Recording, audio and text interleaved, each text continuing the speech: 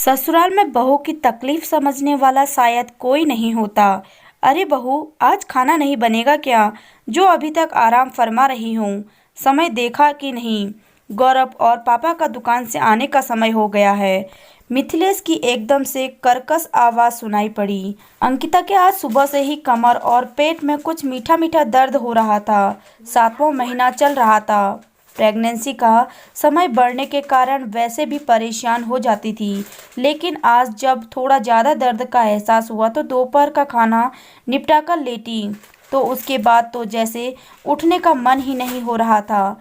लेकिन तभी नन्हे फरिश्ते ने पेट में ही ऐसी करवट बदली कि उसका हाथ उसके पेट में पहुंच गया और उसके पास रखी सोनोग्राफी की रिपोर्ट उठाई और नन्हे फरिश्ते से मन ही मन बातें करके मुस्कुराने लगी। और अभी वो इस एहसास को पूरी तरह एंजॉय भी नहीं कर पाई थी कि तभी सास की कर्कश आवाज़ से उसकी तंद्रा भंग हो गई।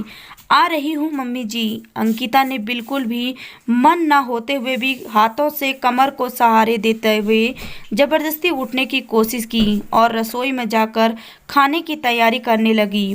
मिथिलेश और ननद रानी गरिमा ड्राइंग रूम में बैठे बैठे टीवी की कुछ मूवी देख रही थी।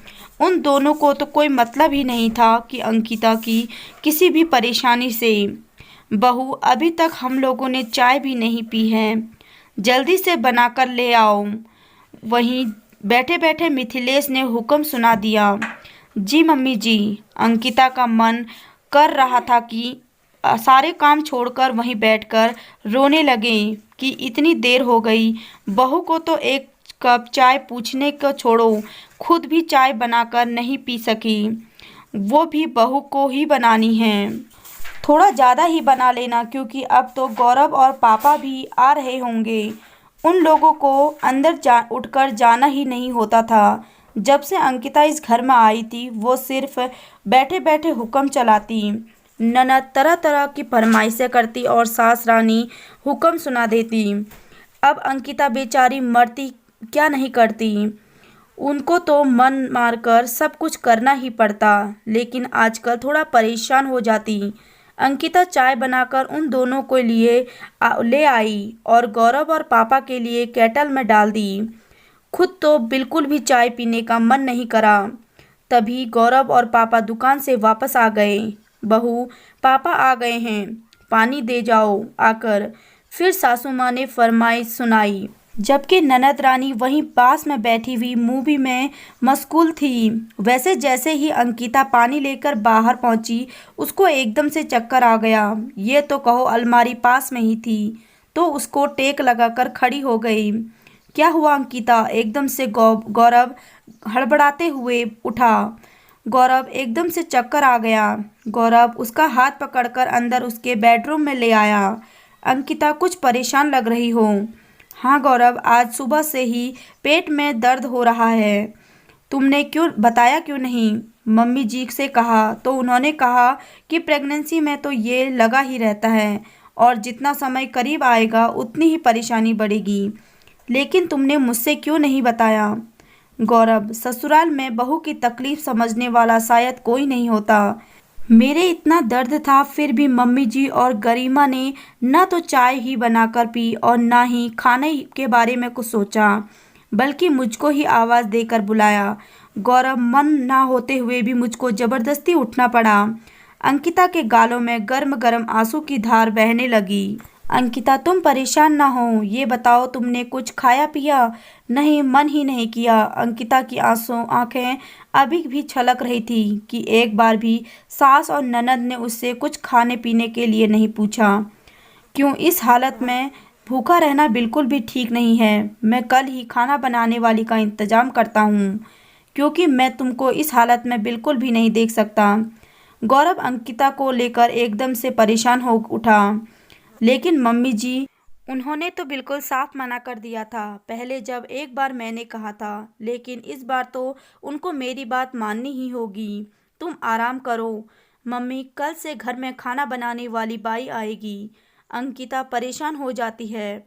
वाह रे जोरों के गुलाम! अरे अभी से बहू की तीमानदारी में जुट गया। हमारे ज़माने में तो लोग पूरे पूरे 9 महीने तक दिनों तक खाना पीना बनाते थे और मुंह से उफ भी नहीं करते थे। और महाराजन के हाथ का बना ठंडा खाना खाएगा कौन? तुम्हारे पापा तो बिल्कुल भी नहीं। मम्मी, मुझको तब की बात से कोई लेना देना नहीं। आप लोग उसकी कोई मदद न करेंगे नहीं। चलिए आप ना कीजिए, लेकिन गरिमा तो कर ही सकती है। अभी 4 दिनों बाद ये भी ससुराल जाएगी, तो इसको भी तो कुछ सीखना चाहिए कि नहीं? बस हर समय टीवी का रिमोट ही हाथ में दिखाई पड़ता है। कल से खाना बनाने वाली बाई आएगी बस। मैं और कुछ नहीं जानता। और अगर आपको उसके हाथों का खाना नहीं खाना है तो आप अपने लिए खुद बना लीजिए या फिर गरिमा से कुछ अलग बनवा लीजिए। गौरव साफ साफ शब्दों में बोला। गौरव बिल्कुल सही कह रहा है। अगर बहू को कुछ दिक्कत है तो तुम लोगों का दायित्व है कि उसको संभालने का। हम लोग तो एक सुबह घर से निकल जाते हैं और शाम तक ही घर वापस आते हैं। तो तुम ध्यान नहीं रखोगी तो बहू का कौन रखेगा? और हाँ, कल से खाना बनाने वाली आएगी, वो ही सब संभालेगी। और अगर तुम लोगों को शर्म लिहाज नहीं है खाना गर्म करने की, तो मैं ठंडा ही खाना खा लूँगा। रघुनाथ जी मिथिलेश के ऊपर गुस्सा कर बोले। अब तो मिथिलेश और गरिमा मन ही मन कुरकुरा कर रह गई, लेकिन रघुनाथ के आगे किसी की बोलने की हिम्मत नहीं थी और उनकी बात मानने के अलावा और कोई चारा नहीं था। या तो खुद रसोई संभालें या फिर खाना बनाने वाली के हाथों से बना खाएं। खुद मेहनत करने से अच्छा है कि बनाने वाली के हाथों से ही खा लिया जाए। इधर अंदर कमरे में लेटी अंकिता के सब सुनकर बहुत ही ज़्यादा खुश हो रही थी। ऐसा नहीं है कि ससुराल में बहू को कोई प्यार नहीं करता। कुछ लोग तो दिलो जान से ज़्यादा चाहते हैं। और फिर जो अपने पेट में हाथ रखे रखे इस ममतत्व से भरकर मुस्कुरा पड़ी। और उसी समय फिर नन्हे फरिश्ते ने माँ के प्यार भरा स्पर्श पाकर फिर से करवट बदल ली और अंकिता ने उसे सहलाते हुए बड़े दुलार से कहा, नन्हे फरिश्ते, तुम्हारे दादा और पापा तो सचमुच बहुत अच्छे हैं। तो आपको ये कहानी कैसी लगी कमेंट सेक्शन में अपनी राय ज़रूर बताएं। अगर आप चैनल पर नए हैं तो चैनल को सब्सक्राइब ज़रूर कीजिए और वीडियो को लास्ट तक देखने के लिए आपका बहुत बहुत धन्यवाद।